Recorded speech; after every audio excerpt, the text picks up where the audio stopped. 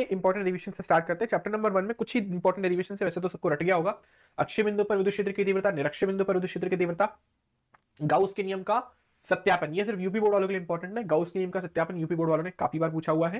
इसके बाद थर्ड हमारे पास आएगा गाउस के नियम के अनुप्रयोग, जिसमें सबसे इंपॉर्टेंट जो एप्लीकेशन है हमारे पास वो आता है हमारे पास फर्स्ट एप्लीकेशन, जिसमें अपन अनंत आवेशित चालक तार होती है, उसकी वजह से विद्युत क्षेत्र की तीव्रता निकालते हैं। यही पूछा जाता है फर्स्ट डेरिवेशन में। मोस्ट इंपॉर्टेंट 4 डेरिवेशन है, उसमें से एक डेरिवेशन सिर्फ यूपी बोर्ड वालों के लिए, बाकी 3 डेरिवेशन सबके लिए कॉमन है। ठीक है, चलिए तो हमारा पहला डेरिवेशन है, हमारे पास एक द्विध्रुव दे रखा है और उसके कारण अक्षीय बिंदु पर विद्युत क्षेत्र की तीव्रता निकालनी है। आप सब जानते हो एक द्विध्रुव में 2 आवेश होते हैं, एक प्लस आवेश होता है, एक माइनस आवेश होता है। दोनों के बीच की दूरी हम अज्यूम करके चलते हैं कि हमें पता है यहाँ पर दोनों के बीच की दूरी 12 है। इसके सेंटर से r दूरी पर एक बिंदु P है, जिस पर विद्युत क्षेत्र की तीव्रता में ज्ञात करनी। तो डायग्राम में बता देता हूं। सबसे पहले एक द्विध्रुव आ गया, एक प्लस आवेश आ गया, एक माइनस आवेश आ गया, ऑब्वियस सी बात है। तो एक हमारे पास प्लस का आवेश है बच्चों, एक माइनस का आवेश है। तो मान लीजिए हमारे पास ये प्लस का आवेश हो गया, ये माइनस का आवेश हो गया। सो इन दोनों के बीच की दूरी भी हमें पता है 12 है, और सेंटर से, केंद्र से r दूरी पर एक बिंदु है हमारे पास P। इस बिंदु P पर विद्युत क्षेत्र की तीव्रता ज्ञात करनी है। ठीक है, इस ऋणावेश की वजह से विद्युत क्षेत्र की तीव्रता अंदर की ओर होगी और धनावेश के कारण विद्युत क्षेत्र की तीव्रता बाहर की ओर होगी। डायग्राम ऊपर बना हुआ है, ये जो आपको दिख रहा है यही है। ठीक है ना, जो मैंने आपको यहां बोला वही वहां पे लिखा हुआ है। अब हमारा टोटल विद्युत क्षेत्र की तीव्रता अगर हम देखें तो एक क्योंकि लेफ्ट में एक राइट में है, इसलिए जब मैं नेट विद्युत क्षेत्र की तीव्रता निकालूंगा तो दोनों का डिफरेंस आएगा, दोनों का अंतर आएगा। तो यहां पर मुझे दिख रहा है क्योंकि नेगेटिव चार्ज मेरे ज्यादा पास में है, इसलिए मैं ई नेगेटिव को ज्यादा प्रेफरेंस दूंगा, ई पॉजिटिव को कम दूंगा। ठीक है, तो पहले तो मैंने दोनों की वैल्यू निकाल लेती है। तो प्लस वाला जो आवेश है मेरे से इस बिंदु से एक्चुअली आप देखेंगे तो आपको समझ आ जाएगा 12 plus sorry R plus L दूरी पर स्थित है। मतलब प्लस क्यू जो आवेश है मेरे से आर प्लस एल दूरी पर स्थित है, क्योंकि केंद्र से इस बिंदु तक, इस बिंदु के बीच की दूरी हमारे पास आर है और यहां से अब तक की दूरी हमारे पास एल है। इसलिए टोटल दूरी हमारे पास होगी प्लस क्यू आवेश से प्लस क्यू आवेश से पी तक आर प्लस एल, इसलिए हमने यहाँ पे लिखा है आर प्लस एल का होल स्क्वायर। ऐसे माइनस आवेश की बात करें, यहां से यहां तक की दूरी हमारे पास आर है, यहां से यहां तक की दूरी हमारे पास एल है, इसलिए ये वाली दूरी हमारे पास हो जाएगी आर माइनस एल का होल स्क्वायर। देखिए लिख लिया हमने, क्योंकि विद्युत क्षेत्र की तीव्रता का फॉर्मूला होता है के क्यू अपन आर स्क्वायर। तो ये वाली दूरी यहां से यहां तक की आर प्लस एल का होल स्क्वायर, यहां से तक का आर माइनस एल का होल स्क्वायर। क्लियरली दिख रहा है यहाँ पे जो नेगेटिव आवेश है उसकी वजह से विद्युत क्षेत्र की तीव्रता स्ट्रॉन्ग होगी। मान लीजिए अगर किसी ने डायग्राम उल्टा बना दिया, किसी ने डायग्राम में पी पॉइंट यहां पे ले लिया, कोई प्रॉब्लम नहीं है। उस केस में ई प्लस जो है वो ज्यादा स्ट्रॉन्ग होगा, ई प्लस जो है वो ज्यादा स्ट्रॉन्ग होगा, इस चीज से कोई भी फर्क नहीं पड़ता। देखिए तो दोनों के क्योंकि डायरेक्शन ऑपोजिट थी इसलिए बीच में माइनस का साइन आ गया हमारे पास। जैसा मैंने आपको बताया, मान के चल रहे हैं ई नेगेटिव जो है वो ई पॉजिटिव से बड़ा है, क्योंकि नेगेटिव चार्ज पॉजिटिव चार्ज से ज्यादा पास में रखा हुआ है। इसके बाद हमने दोनों में से के क्यू कॉमन लिया, के क्यू कॉमन लेने के बाद दोनों का एलसीएम लिया, जो कि आर माइनस एल का होल स्क्वायर और आर प्लस एल का होल स्क्वायर। वज्र गुणा कर लो, चाहिए तो एलसीएम वाले कॉन्सेप्ट से कर लो। यहाँ पे आर प्लस एल का होल स्क्वायर, यहाँ पे आर माइनस एल का होल स्क्वायर आ गया। इसको खोलो ए प्लस बी के होल स्क्वायर से, तो A square plus B square plus 2ab, A square plus B square minus 2ab। Bracket open करा, ये माइनस हुआ प्लस हो गया, तो आर स्क्वायर से R square cancel, L square से एल स्क्वायर कैंसिल, ये दोनों टर्म ऐड हो रही है। यहाँ पे आ रहा है 2rl प्लस 2rl यानी 4rl या 2 इंटू 2rl। इसमें बच्चों Q इंटू ये जो 2l है, 2 इंटू एल, ये दोनों मिलकर के बनाएंगे P। और यहाँ पे हम ये बोल रहे हैं कि L जो है वो R से बहुत छोटा है, मतलब हमारा जो भी द्विध्रुव है बहुत छोटा है और जो बिंदु अपन ले रहे हैं उससे बहुत दूर है। मतलब R जो L से बहुत बड़ा है या L R से बहुत छोटा है, दोनों में से कुछ भी बोलो, दोनों ही करेक्ट है। इसलिए R minus L square, L R minus R square minus L square को लगभग लगभग आप आर स्क्वायर लिख सकते हो। तो यहाँ पे Q इंटू 12 हमारे पास बन गया, Q इंटू 12 हमारे पास बन गया P। हमारे पास यहाँ पे जो बच रहा है बच्चों, बच रहा है K 2R और नीचे हमारे पास हो गया R स्क्वायर का होल स्क्वायर, क्योंकि एल स्क्वायर हट गया।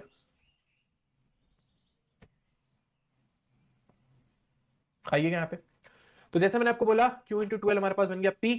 अब क्योंकि यहाँ पे R के स्क्वायर का स्क्वायर था तो बन गया R की पावर 4, R की पावर 4 को जब ऊपर से काटा तो नीचे बन गया R की पावर 3। ठीक है, तो हमारा फाइनल फॉर्मुला आ रहा है। सो और इसको हम P लिख ही सकते हैं, तो 2kp अपॉन r क्यूब हमारे पास इलेक्ट्रिक फील्ड की इंटेंसिटी विद्युत क्षेत्र की तीव्रता निकल आई। इसमें अगर इसका सदिश रूप लिखें तो देखिएगा P एक वेक्टर क्वांटिटी है, तो यहाँ पे P वेक्टर जो है उसकी डायरेक्शन होती है नेगेटिव से पॉजिटिव की तरफ। देखो ये रही, ये P वेक्टर है।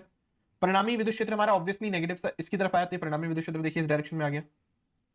देखिए परिणामी विद्युत क्षेत्र भी इस दिशा में, P वेक्टर भी इसी दिशा में, इसलिए यहाँ पर जब अपन ने ई वेक्टर लिखा तो ई वेक्टर जो है वो प्लस का 2kp vector upon r cube हो गया, क्योंकि p वेक्टर जो है वो r वेक्टर की दिशा में है। और क्योंकि यहाँ पे ई आर क्यूब के विक्रमानुपाती, इसलिए जो डायग्राम जो ग्राफ बनेगा आयताकार अतिपरवल बनेगा। आई होप सभी को क्लियर है। बेटा सारे बोर्ड के लिए इंपॉर्टेंट है, एक बार आ गया तो फटाफट से थम्स अप करोगे ताकि मैं नेक्स्ट डेरिवेशन की तरफ बढ़ूं। देखो जो डेरिवेशन मैंने 5 मिनट में समझा दिया वो अगर मैं लिखने बैठता तो मेरे को 10 से 15 मिनट खा जाते हैं।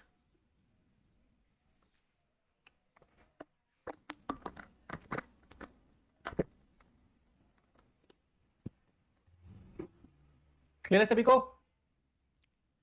चलिए बहुत बढ़िया, आगे चलते हैं। इसका दूसरा भाई निरक्षीय बिंदु पर विद्युत क्षेत्र की तीव्रता। निरक्षीय बिंदु का मतलब होता है बच्चों इसके लंब संधिभाजक पर अपन एक बिंदु लिया है। एक पेज में आपको ऐड करके बता देता हूं। हमारे पास वही एक द्विध्रुव है, ठीक। मान लो मैंने क्या लिया इस डायग्राम में, पहले देख लेता हूं। अच्छा जी, मैंने यहाँ पर माइनस क्यू आवेश लिया, यहाँ पर प्लस क्यू आवेश लिया है। दोनों के बीच की दूरी हमारे पास 12 है। और जो इसके लंब संधिभाजक पर एक पॉइंट है, ये रहा इसका लंब संधिभाजक। इसके केंद्र से आर दूरी पर एक पॉइंट है पी। इस पॉइंट पी पर विद्युत क्षेत्र की तीव्रता निकाल।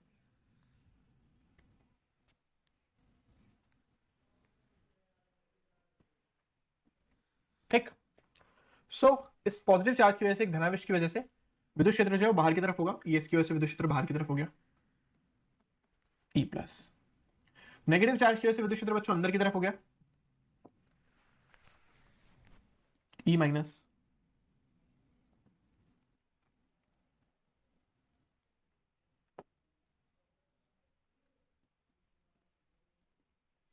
ठीक, ये दो विद्युत क्षेत्र थे हमारे पास। ठीक।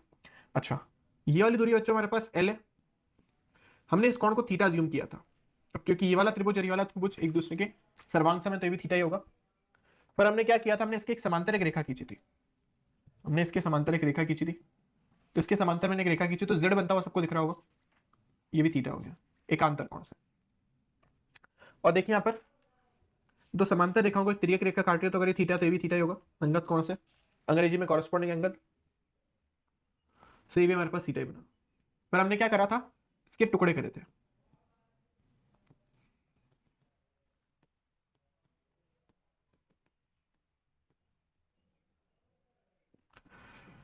ओके, जब ई पॉजिटिव के टुकड़े करे तो इसका एक टुकड़ा तो यहाँ पे आ गया ई प्लस कॉस थीटा, इसका एक टुकड़ा यहाँ पे आ गया ई प्लस साइन थीटा। ऐसे ही जब नीचे वाले के टुकड़े करें तो इसका एक टुकड़ा यहाँ पे आ गया ई माइनस कॉस थीटा, और यहाँ पे आ गया ई माइनस साइन थीटा। अब अगर आप ढंग से देखोगे तो थीटा के सामने वाला होता है लंब, ये आधार, ये हमारे पास हो गया कर्ण। कर्ण हमारे पास आएगा रूट में R square plus L square. तो चाहो तो मैं ई पॉजिटिव की वैल्यू निकालू, चाहे मैं ई नेगेटिव की वैल्यू निकालू, दोनों के लिए आएगी के क्यू अपॉन, दोनों आवेशों से इस बिंदु की दूरी है ये वाली, यानी रूट में R square plus L square का होल स्क्वायर। स्क्वायर से रूट कैंसिल हुआ, इसलिए वैल्यू आ गई K Q upon R square plus L square. ऐसे अगर मैं कॉस थीटा निकालूंगा तो कॉस थीटा मेरे पास निकल के आएगा आधार जो कि हमारे पास एल है अपॉन कर्ण जो कि हमारे पास ये। सो इससे हमें पता चलता है कि इनके जो साइन वाले घटक है एक दूसरे को काट देंगे, क्योंकि दोनों का परिमाण ही बराबर है, दोनों की वैल्यू इक्वल है, ये ई वेक्टर और ई पॉजिटिव की और ई नेगेटिव की। इसलिए जो हमारी नेट विद्युत क्षेत्र आ रही है वो सिर्फ और सिर्फ किसकी वजह से आ रही है, इन दोनों की वजह से, E minus cos theta plus E plus cos theta. E की, अच्छा ये दोनों वैल्यू सेम है तो आप इसको 2 ई कॉस थीटा भी लिख सकते हो। इसका मान अभी अपन ने निकाला के क्यू अपॉन रूट में R square plus L square, और कॉस थीटा का मान आया एल अपॉन रूट में, अच्छा रूट को हम लिख सकते हैं R square plus L square की पावर 3/2, मतलब सॉरी 1/2। इसके ऊपर घात एक है, उसके ऊपर घात आधा जोड़ोगे तो कितना हो जाएगा, 3/2 पावर हो जाएगी। तो हमारे पास हो गया KP upon R square plus L square की पावर 3/2।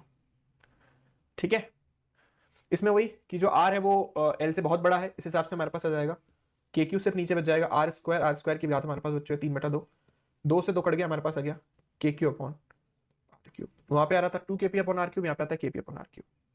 फिजिक्स तुम्हें समझ में नहीं आती, अब क्या करूं मैं इस चीज का, तो कुछ नहीं कर सकता, बड़ा जल्दी याद आ रहा है तुम्हें, फिजिक्स समझ नहीं आती तो। आगे सभी को समझ, डायग्राम इंपॉर्टेंट है, इसमें ध्यान रखिएगा, किसी भी डेरिवेशन में सबसे इंपॉर्टेंट उसके लिए डायग्राम ही होता है, बाकी से फालतू बातें होती है। ठीक है, तो जो मैंने आपको अभी यहाँ पे बताया है वही सेम चीज यहाँ पे लिखी हुई है, तो I am just deleting this page, इसको हम डिलीट कर रहे हैं क्योंकि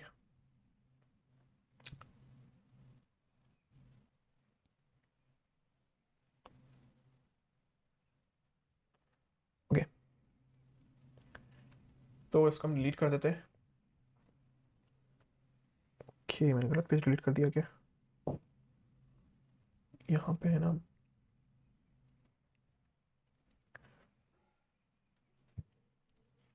चलिए, तो जो मैंने आपको बताया वही सेम चीज यहाँ पर है हमारे पास। भाई सेम डायग्राम अपन ने कॉपी यहाँ पे बनाया, देखिए वही पॉजिटिव या नेगेटिव, सेम कहानी है, कुछ भी अलग नहीं है। फिर दोनों की वजह से जो विद्युत क्षेत्र की तीव्रता वही सेम आई, K Q upon L square plus R square, क्योंकि ये वाली दूरी ये आ रही थी। इसका प्रॉपर डायग्राम जैसे मैंने आपको बता रखा ये बना हुआ है, वो ई पॉजिटिव ई नेगेटिव है, इसके दो टुकड़े करे, ये साइन थीटा वाले घटक कट गए, कॉस थीटा वाले घटक जुड़ गए, ठीक है।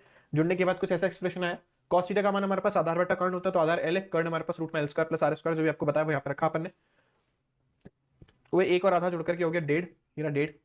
वही सेम कहानी की Q इंटू 12 हमारे पास बन गया P, और इसके बाद हमारे पास हो गया वही एल स्क्वायर जो आर स्क्वायर से बहुत छोटा है, तो R square plus L square का लगभग मान आर स्क्वायर आ गया। सो आर स्क्वायर की पावर 3/2 गई, 2 से 2 हमारा कट गया, आर क्यूब हमारे पास आ गया, तो हमारे पास हो गया केपी अपॉन आर क्यूब, ठीक है। तो यहाँ पे ई जो है आर क्यूब की व्युत्क्रमानुपाती है, इसलिए आयताकार अतिपरिवलय हमारे पास बनेगा। अब क्योंकि आप नोटिस करेंगे कि नेट विद्युत क्षेत्र जो इस डायरेक्शन में आ रहा है, और पी वेक्टर की डायरेक्शन में आपको बताऊं तो वो यहाँ से आगे तरफ होगी, नेगेटिव से पॉजिटिव की तरफ। पी वेक्टर ये रहा, और नेट इलेक्ट्रिक फील्ड यानी नेट विद्युत क्षेत्र इधर है, ऑपोजिट है, ठीक है ना, इसलिए हमारे पास माइनस का साइन आ गया। आई होप सभी को क्लियर होगा।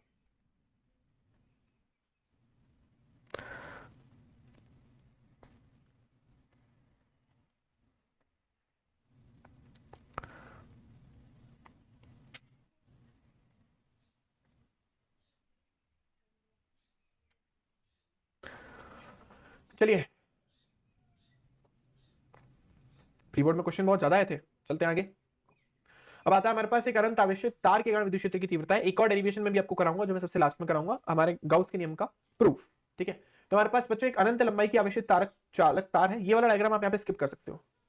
ये वाला जो डायग्राम है कुल विद्युत क्षेत्र की तीव्रता निकालने वाला, ये वाला पोर्शन आप डिलीट मतलब वो कर दो, स्किप कर सकते हो। इट इज नॉट नेसेसरी कि आप एग्जाम में लिखो, तो ये वाला पोर्शन आप स्किप कर देना, जरूरी नहीं लिखना। तो हमारे पास एक तार है, अब क्योंकि तार जो अनंत लंबाई की टोटल इस पे चार्ज हम कैलकुलेट नहीं कर सकते, तो अपन ने बोला भी इस पे आवेश घनत्व जो है वो लैम्डा है, मतलब एकांक लंबाई पर आवेश लैम्डा है। इसकी वजह से आर दूरी पर विद्युत क्षेत्र की तीव्रता ज्ञात करनी है अपने को, ठीक है ना, विद्युत क्षेत्र की तीव्रता बाहर की तरफ ही होगी।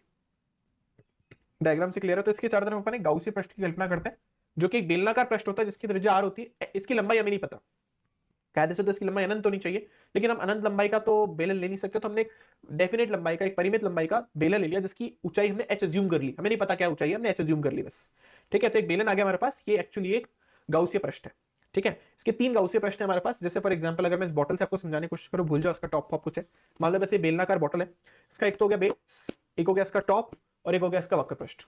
तो जो इसका बेस होता है या इसका जो टॉप होता है, इन दोनों के विद्युत क्षेत्र ऊपर और नीचे ऐसे है, इन नेट विद्युत क्षेत्र के साथ 90 डिग्री कोण बना रहे हैं, इसलिए ये वाले की वजह से और ये वाले की वजह से जो नेट फ्लक्स आएगा वो आएगा 0। वक्र पृष्ठ की वजह से अपने को फ्लक्स निकालना है, क्योंकि इसमें क्या बोलते हैं क्षेत्रफल सदिश और ई वेक्टर के बीच में 0 डिग्री का कोण बन रहा है। बाकी ये वाली की वजह से और ये वाली की वजह से फ्लक्स 0 हो जाएगा, तो हमारा सेकंड और थर्ड पार्ट जो है 0 हो गया। ये पार्ट हमारे पास बचा है, ठीक। Phi is equals to EDS हमारे पास आ गया। इसमें आप चाहो तो ई तो कांस्टेंट बाहर फेंक दो। डीएस की बात करो तो इसका वक्र पृष्ठ बच्चा होता है 2 पाई आर एच, एच हमने यहाँ पे अज्यूम किया, ये आ गया हमारे पास। एक तो इस तरीके से फ्लक्स निकाला, दूसरे तरीके से गाउस का नियम यूज करके फ्लक्स निकालेंगे। अभी तो नॉर्मल फॉर्मूले से निकाला, अब गाउस के नियम का यूज करके फ्लक्स निकालेंगे। तो फ्लक्स का फॉर्मूला होता है sigma Q upon epsilon not, right. तो सिग्मा क्यू की जगह अपन रखेंगे बच्चों लैम्डा इनटू एच। ये कहां से आएगा हमारे पास, देखिए हमारे पास पूरी जो तार है इसकी लंबाई हमारे पास है एच, राइट। तो हमें आवेश तो पता नहीं है, तो लैम्डा हमारे पास हो गया सिग्मा क्यू बाय एच, यहां से सिग्मा क्यू आ गया लैम्डा इनटू एच, इसको उठा के यहाँ पे पटका, तो हमारे पास हो गया lambda H upon epsilon not, phi का मान, ठीक। ये फाई और ये जो पीछे फाई है, ये दोनों बराबर होने चाहिए। इन दोनों को बराबर करोगे तो बराबर करते ही एच से आपका एच कट जाएगा, हमारे पास ई का मान आ जाएगा lambda upon 2 pi epsilon not into R, ठीक है। यहाँ से 2 से ऊपर नीचे गुणा किया अपन ने, ताकि वो lambda upon 4 pi epsilon not into R हो जाए, ठीक है ना, lambda upon 4 pi epsilon into R हमारे पास हो जाए। और एक फॉर्मूला एक अच्छे से अपना नीचे मतलब कुल मिला के 4 पाई एप्सिलॉन नॉट के बन जाएगा, इसलिए हमारा फॉर्मूला बन गया 2 के लैम्डा अपॉन आर, ठीक है। नहीं, आसान याद करने का इजी तरीका है, is inverse proportional to R है, इसलिए ग्राफ एक आयताकार अतिपरिवलय बनेगा। अगर आप इसका वेक्टर फॉर्म लिखना चाहते हो तो बस यहाँ पे आर कैप लिख देना, बाकी सब ठीक है, क्योंकि इसमें नेट विद्युत क्षेत्र की दिशा बाहर की तरफ है और ये आर कैप की डायरेक्शन है, ठीक। आई होप सभी को क्लियर हो गया होगा। एक बार थम्स अप करें तो अपन आगे की तरफ चलें।